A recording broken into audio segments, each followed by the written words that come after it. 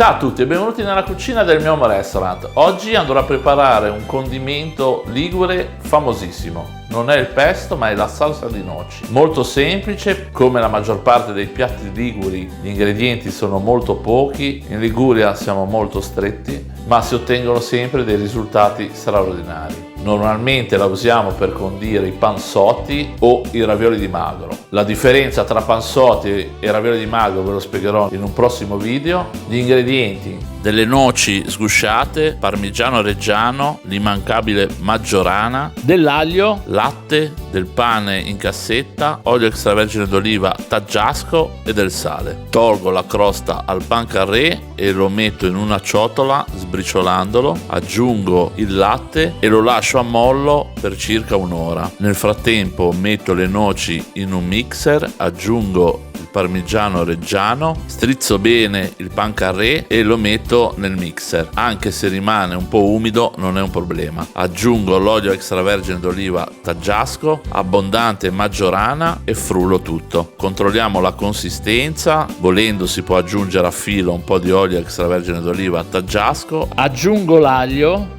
e questo è il risultato. Come vedete deve rimanere abbastanza corposo. Una volta pronto lo metto in una ciotola, aggiusto di sale e questa è la nostra salsa di noci ligure. Bene, eccola qua, la famosissima salsa di noci ligure. Come avete visto è molto semplice da fare, però è un ottimo condimento soprattutto per i ravioli. Vi aspetto per i prossimi video. Ciao da Andrea.